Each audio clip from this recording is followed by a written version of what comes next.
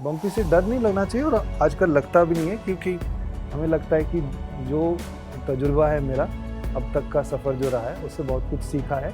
बचपन से एक ख्वाहिश थी कि मैं एक्टर बनूं, और मैं थिएटर करते करते जो 22-23 साल की उम्र से मैं एमेच्योर थिएटर करने लगा बैंगलोर में, उससे बहुत कुछ सीखा क्राफ्ट के बारे में। ये दुनिया होगी, ग्लैमर की दुनिया है, ये है वो सब हाँ चमकता हुआ है, यही था। क्लिक असली में क्या था ये मुझे पता नहीं था, लेकिन इतना तो था कि जो दिखता है वैसा नहीं है, उसके पीछे भी है।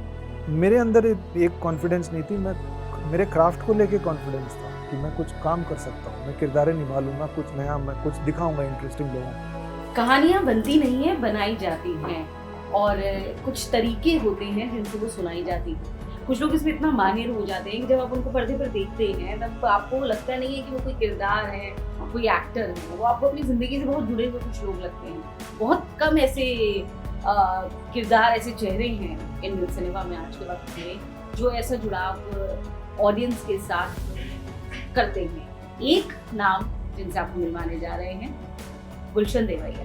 बहुत बहुत स्वागत है। बहुत बहुत धन्यवाद आपका, बहुत अच्छा परिचय दिया आपने मेरा। गुलशन, बहुत खूबसूरत आपका सफ़र रहा है। कहते हैं कि बम्पी राइड रहती है शुरू में, जब आप सफ़र शुरू करते हैं वो आपके साथ भी रहा है, लेकिन वहाँ से यहाँ तक पहुँचना ये कैसा था? बम्पी तो है ही, वो आगे भी बम्पी होगी, क्योंकि कुछ भी आप हासिल करना चाहते हो, कुछ नया आपके लिए, तो कुछ ऐसे भी वक्त आएंगे जब राइड इतनी स्मूथ नहीं होगी। बम्पी से डर नहीं लगना चाहिए, बम्पी से डर नहीं लगना चाहिए, और आजकल लगता भी नहीं है, क्योंकि हमें लगता है कि जो तजुर्बा है मेरा अब तक का सफ़र जो रहा है उससे बहुत कुछ सीखा है। तो आने वाला सफ़र होगा, जो भी बम्पी होगा हम देख लेंगे। थोड़ा सा अगर हम पीछे जाकर के उस दौर की बात करें, जब आपको ये लगता होगा, जब हम कहते हैं कि हर एक दौर लिटमस टेस्ट की तरह होता है, लोग आपको आंक रहे होते हैं, आप माहौल को देख रहे होते हैं, समझ रहे होते हैं, वो दौर हर किसी के लिए बड़ा एक अजीब होता है। हाँ। तो आपके लिए वो कैसा था? और बॉलीवुड क्योंकि बड़ा अतरंगी सी जगह है, आपको हर तरह के लोगों को। हाँ। तो आपने जब शुरुआत की तब आपका जो एक ख्याल होगा, आपका एक स्ट्रक्चर होगा आपका थॉट्स का कि इस तरह की जगह में मैं जा रहा हूँ, तो कुछ चीज़ें ऐसी होंगी। क्या वो ऐसी थी, ख्यालों से परे थी? वो जो वक्त था वो कैसा? देखिए, वो इस एंटरटेनमेंट की दुनिया में मैं पला बड़ा नहीं हूँ। मैं एक अलग माहौल से आ रहा था, लेकिन इस दुनिया में आ रहा था। आप तो एजुकेशन, हाँ, मैं फैशन की पढ़ाई, हाँ फैशन की पढ़ाई की थी मैंने। मैं कपड़ों की दुनिया से आ रहा था, फैशन की दुनिया से आ रहा था, और बैंगलोर शहर में पला बड़ा मैं वहाँ से आ रहा था। फिर आप क्या पढ़ा भी रहे थे? मैं पढ़ा भी रहा था फैशन, मैं वहीं बैंगलोर में फैशन की भी पढ़ाई हुआ था, डिज़ाइन, और फिर बहुत कुछ काम किया मैंने। तो बचपन से एक ख्वाहिश थी कि मैं एक्टर बनूं, और मैं थिएटर करते करते जो 22-23 साल की उम्र से मैं एमेच्योर थिएटर करने लगा बैंगलोर में, उससे बहुत कुछ सीखा क्राफ्ट के बारे में, कि एक्टिंग एक क्राफ्ट भी होती है। तो कई सारे लोग जिनके साथ मैं जुड़ा उन्होंने सिखाया भी, उन्होंने किताबें दी, और एक्सपीरियंस से भी बहुत कुछ सीखा। तो क्राफ्ट को लेके मैं तैयार था, लेकिन यहाँ पे बाकी कुछ कम, जो मुंबई में क्या है, माहौल है, कैसा है, ये ज़िंदगी कैसा है, ये दुनिया कैसी चलती है, इसके बारे में बिल्कुल अंदाज़ा नहीं था। मेरे अंदर भी वही सारे थे कि जो आप सुनते हैं कि ये दुनिया होगी, ग्लैमर की दुनिया है, ये है वो सब हाँ चमकता हुआ है, यही था। क्लिक असली में क्या था ये मुझे पता नहीं था, लेकिन इतना तो था कि जो दिखता है वैसा नहीं है, उसके पीछे भी है बहुत सारे लेयर्स हैं जिनको समझना पड़ेगा। तो वो समझने की कोशिश मैं करने लगा, और 2011 में जो मेरी फिल्में रिलीज़ हुई तो बहुत अटेंशन मिला, लेकिन उससे थोड़ा सा मैं बौखला भी गया था, मैं डर गया था कि मुझे पता नहीं था कि मैं अपने आप को कंफर्टेबल महसूस नहीं कर रहा था। क्या आपको क्या लग रहा था कि ये आप संभाले कैसे? नहीं, संभाल नहीं पा रहा था। बाद अगर ब्रेक आएगा तो मैं क्या करूँगा? क्या ब्रेक की बात नहीं है, मेरे अंदर एक कॉन्फिडेंस नहीं थी, मेरे क्राफ्ट को लेके कॉन्फिडेंस था कि मैं कुछ काम कर सकता हूँ, मैं किरदारें निभा लूँगा, कुछ नया मैं कुछ दिखाऊंगा इंटरेस्टिंग लोगों को। लेकिन अपने आप को मैं इंटरेस्टिंग नहीं समझता था कि अब जैसे हम लोग अब आपके बैठ के बात कर रहे हैं अभी, तो ये 2011 में मुझसे नहीं हो पाता, बहुत मुश्किल था, मैं पसीने में लथपथ हो जाता, क्योंकि मुझे नहीं लगता था कि मैं इतना इंटरेस्टिंग हूँ कि मैं कुछ ऐसे इंटरेस्टिंग बात कर सकता हूँ या लोग सुनना चाहेंगे मुझे। तो एक सेल्फ कॉन्शियस था, और अंदर खुद को लेके भी कॉन्फिडेंस की कमी थी, तो ये पैदा करना पड़ा। और कैसे पैदा किया मैं कि धीरे धीरे आपको हर चीज़ को अपने बारे में हर चीज़ को बारीकी से आपको देखना पड़ता है और उसके साथ रीज़न करना पड़ता है, क्योंकि हर चीज़ का एक रीज़न होता है। फिर अब धीरे धीरे से उसको अनरावल करते हैं और समझ में आती है कि चीज़ की इसलिए है ये चीज़। कई बार वो बचपन से कुछ लोगों की आदत है कि बड़े रिजर्व किस्म के होते हैं। अब मैं आया हूँ जिस फील्ड में, वो बहुत ही एक्सट्रोवर्टेड फील्ड है, तो आप हो सकते हैं इंट्रोवर्ट, लेकिन आपका प्रोफेशन आपको डिमांड कर रहा है कि आप एक्सट्रोवर्ट बने, तो यहाँ पे कुछ तो तालमेल आपको ढूंढना पड़ेगा ना। भले ही आप इंट्रोवर्टेड हैं, लेकिन जब आप काम कर रहे हैं आपको एक किस्म का एक्सट्रोवर्टिज्म आपको लाना पड़ेगा, क्योंकि आप लोगों से मिल रहे हैं, आप बात कर रहे हैं। और ये नेटवर्क और ये आप आपके फिल्मों के बारे में, खुद के बारे में बात नहीं करेंगे तो आपका करियर भी आगे कैसे बढ़ेगा। तो ये चीज़ को आप कंफर्टेबल होना पड़ेगा। दूसरी एक बात है, जब अटेंशन मिल रही थी तो मैं सोच रहा था कि मैं अकेले में जाके मैं छुप जाऊँ, मैं तो अनकंफर्टेबल महसूस कर रहा था। लेकिन जिस जगह में मैं अपनी जगह बनाने आया हूँ, उस जगह ने मुझे एक छोटी सी जगह दी। अब वही जगह में मैं अपने आप को अनकंफर्टेबल महसूस करूँगा तो फिर कैसे चलेगा भाई। कितना वक्त वो फेज आपका मुझे 5-6 साल 7 साल लगेगा, अब चल रहा है वो, इट्स एन ऑनगोइंग प्रोसेस।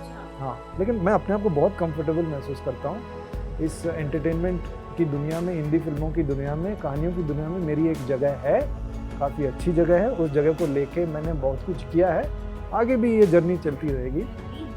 और खुद को लेके भी मैं इतना कॉन्शियस नहीं हूँ, मैं बहुत सेल्फ कॉन्शियस था बचपन से, ये सब बीच में आता था कि ये भी शुरुआत थी में। कि कई बार हम लोग अपने काम के लिए एक वैलिडेशन सीख करते हैं। हमें ये लगता है कि व्हाट इफ, वो व्हाट इफ का जो लोड है वो हमारे जहन में इतना बैठ जाता है कि मुझे लगता है कि हम कब उसमें दब गए, या फिर what we are exactly quote unquote, वो उसमें कितना दब गया ये हमें पता नहीं। तो वो एक what if का या दूसरों की वैलिडेशन वाला इतना व्हाट इफ्स तो इतना सब नहीं हुआ मेरे दिमाग में। तो एक बहुत शुरुआत में एक लाइन पे आ गया था और चीज़ों को समझने लगा और थोड़ा अलग किस्म से समझने लगा।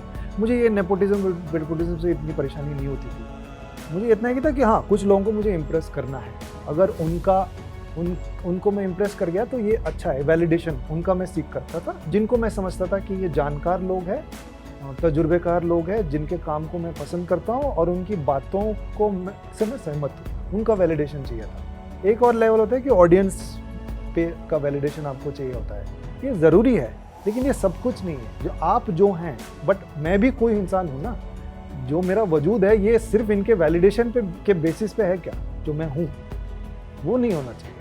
आपने ये कहीं बात कही कि नेपोटिज्म को लेकर के कोई बहुत असर नहीं पड़ा या आप उसके बारे में नहीं सोचते थे, लेकिन उसका असर आप देख रहे थे इंडस्ट्री में।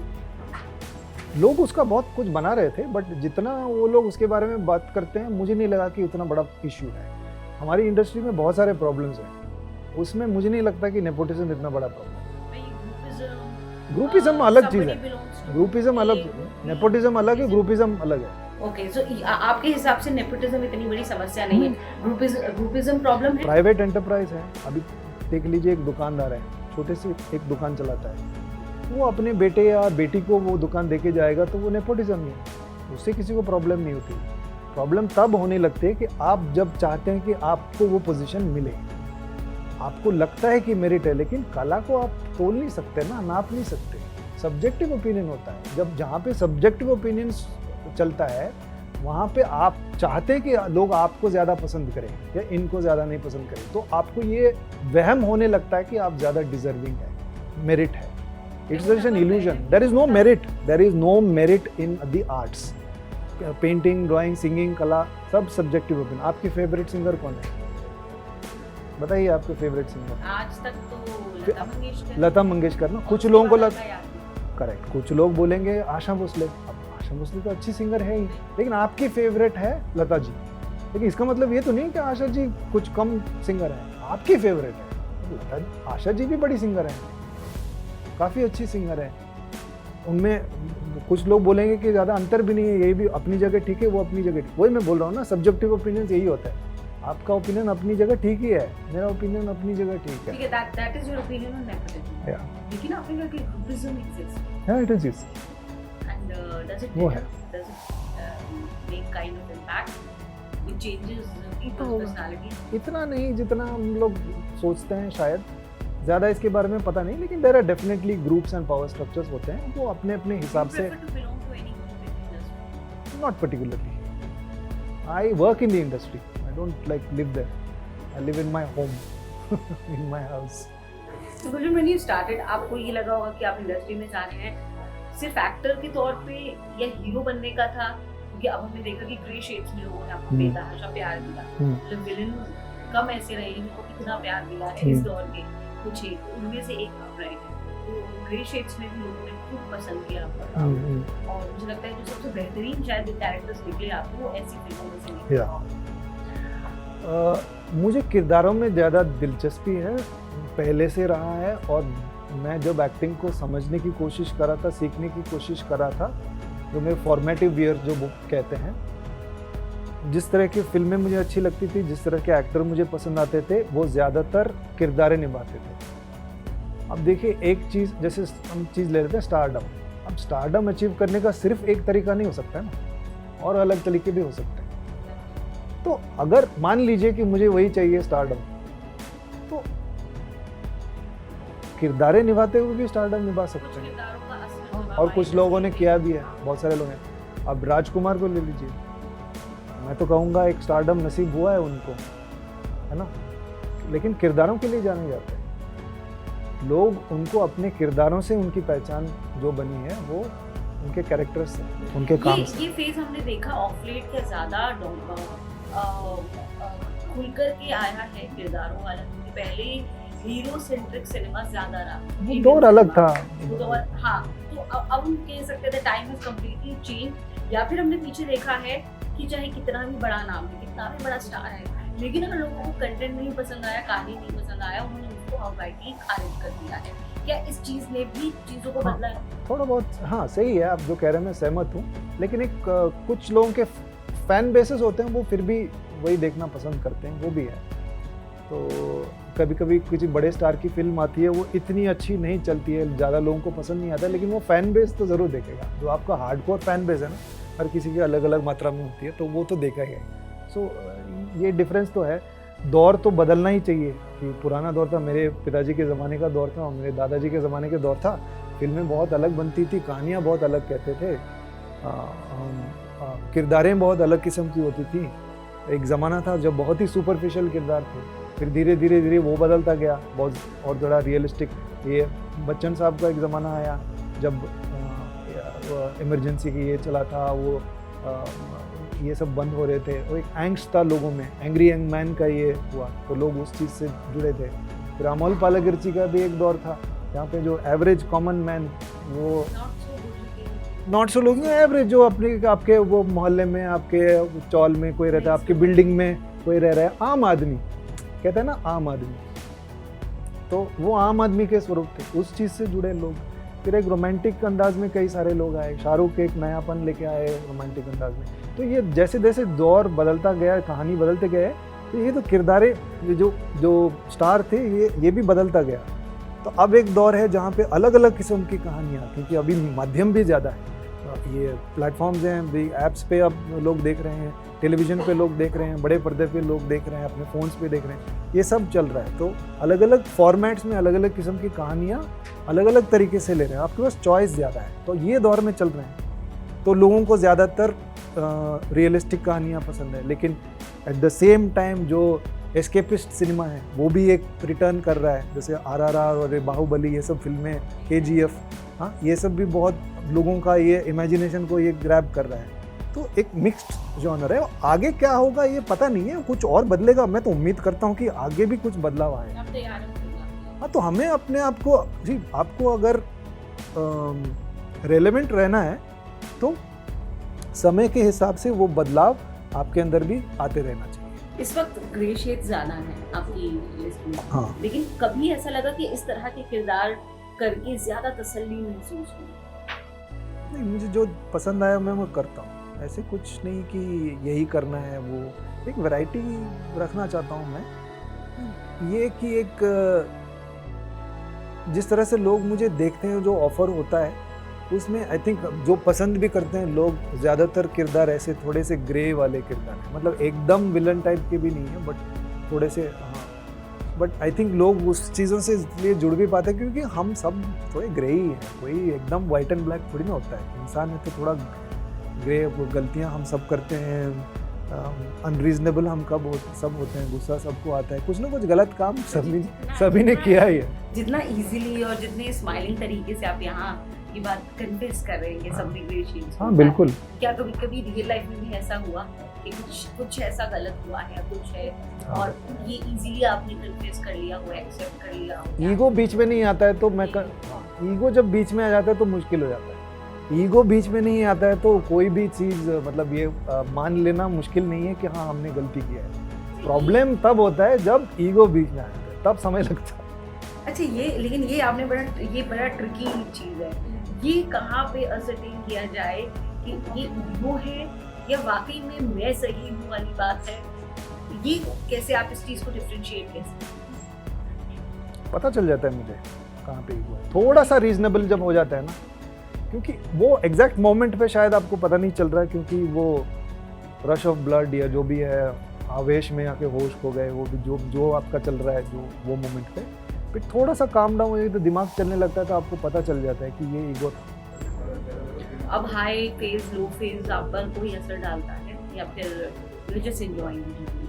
I am enjoying the journey, मतलब हाई और लोज दोनों ही हैं, तब बुरा भी लगता है लो फेज का, बट इतना ज़्यादा इफेक्ट नहीं हो रहा है मेरी ज़िंदगी। मैं खुशकिस्मत हूँ इन सब मामलों में कि जो भी एडवर्सिटीज़ हुई हैं कि मतलब शारीरिक तौर पे भी सर्जरी हुई है मेरी नी पे, वो सब है, डिवोर्स भी हुआ है मेरा, बट आई थिंक वो सब मेरे पीछे हैं अभी, उन सब से उभर के मैं आगे की तरफ ही बढ़ रहा हूँ, अच्छा महसूस कर रहा हूँ, कॉन्फिडेंट महसूस कर रहा हूँ, मैं काफ़ी सेटिस्फाइड हूँ जिस तरह से चीज़ें हो रही हैं। एक सिक्योरिटी है, एक फाइनेंशियल सिक्योरिटी भी है ज़िंदगी में कि हाँ ठीक है, मतलब बहुत ज़्यादा ये नहीं है, क्योंकि लॉकडाउन के दौरान वो काफ़ी लोगों को मुश्किल हुई थी, तो मैं सोच रहा था कि मेरा क्या सिचुएशन है, मैं ठीक हूँ, मतलब इट्स ऑल राइट। जितने लोग मेरे घर में आके काम करते हैं उन सबकी सैलरीज में मतलब दे सकता हूँ 4-5-6 महीने, जब तक कि मैं दे सकता हूँ कि ताकि उनका वो भी एक सपोर्ट सिस्टम है ना, तो मैं उनको भी सपोर्ट कर सकता हूँ, मैं भी ठीक हूँ, ठीक है, मेरी फैमिली माँ बाप है, तो वो बहुत ही अच्छी फीलिंग होती है जब आपको लगता है कि आपको किस्तें नहीं भरनी पड़ रहे हैं, आपको कमाना नहीं होता है, कि फाइनेंशियली आपको एक लेवल की सिक्योरिटी आ गई है, सबको चाहिए ना वो, तो वो सब है, तो I am quite like pleased, but I look forward two things also. आगे भी बहुत सारी चीज़ें हैं जो मैं करना चाहता हूँ, ऐसी भी चीज़ें हैं जो मैं नहीं जानता हूँ लेकिन वो आएंगे मेरे सामने, वो भी मैं करना चाहता हूँ। गुलशन, इंडस्ट्री में दोस्त हैं विश्वसनीय? हाँ, कई सारे लोग हैं। And are they like trustworthy? क्योंकि सबको एक ही चीज़ चाहिए, सबको उतना ही फेम चाहिए, सबको अपने हिस्से को उतना ही जाना चाहिए। देखिए, प्रोफेशनल ट्रस्ट अलग चीज़ है, पर्सनल ट्रस्ट अलग चीज़ है। सो जब मैं काम कर रहा हूँ किसी के साथ, वो प्रोफेशनली ट्रस्ट करना पड़ता है, वो एक अलग बात है, क्योंकि आप साथ में काम कर रहे हैं। ये मान लीजिए हम दोनों एक सीन कर रहे हैं, एक्शन कर रहे हैं, मुझे आप पे एक भरोसा होना चाहिए कि आप मुझे असल में नहीं मारेंगे, मुझे चोट नहीं पहुँचेगी, तो ये प्रोफेशनल ट्रस्ट हो गया। पर्सनल ट्रस्ट होता है कि जिनके साथ आपके संबंध हैं, आपके रिश्तेदार हैं, आपके दोस्त हैं, एक पर्सनल ताल्लुकात होता है, तो वो एक पर्सनल ट्रस्ट की भी है, वो कमाना पड़ता है। थोड़ा बहुत हम देते भी हैं, जब हम कोई हमें अच्छा लगता है तो हम वो ट्रस्ट एज अ गिफ्ट देते हैं कि ये मेरी तरफ से भेंट है आपके लिए, मेरा भरोसा, तो उसको आप कैसे निभाएंगे। जब हम किसी का दोस्त बनते हैं तो हमें भी मिलता है, वो एक भरोसा देते हैं, उसको हम कैसे निभाएंगे, हम पे निर्भर है। तो है, दोनों है, प्रोफेशनल ट्रस्ट वाले भी हैं, पर्सनल ट्रस्ट वाले भी हैं, कम है पर्सनल ट्रस्ट वाले, कम ही है, होता है, बहुत होता है।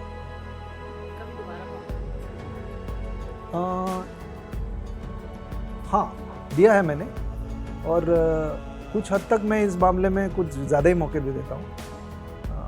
प्रोफेशनल मामले में भी हुआ है, कुछ लोगों के साथ मैंने कुछ ज़्यादा मौके दिए थे तो मेरे हाथ के बाहर था, कुछ लोग नहीं समझ पाते हैं, नहीं सुधर पाते हैं, ऐसा भी होता है, तब आपको फिर छोड़ देना पड़ता है। आने वाले projects, people are waiting to now watch you up. Guns and Gulaabs आ रही है, और दुरंगा का सीजन 2 आ रहा है, और एक फिल्म की शूटिंग जारी है, उसका पहला शेड्यूल लंदन में ख़त्म हुआ है, उलझ नाम है फिल्म का, सुधांशु सारिया कर रहे हैं और जंगली पिक्चर्स की फिल्म है। बहुत सारे अच्छे अच्छे एक्टर्स हैं इसमें, जानवी है, रोशन मैथ्यू है, मयंक चैंग है, सचिन खेड़ेकर जी है, राजेश तेलम जो यहाँ दिल्ली के हैं, राजेश जी NSD के अपने वो है। चलिए, लोग आपको देखना चाहेंगे। और आखिर में गुलशन मेवैया की ज़िंदगी की फिलॉसफी क्या है? अच्छा करते रहो, कुछ ना कुछ आपके साथ भी अच्छा रहे। बस अच्छी बातचीत के लिए आपके साथ भी कुछ अच्छा हो। Thank you so much.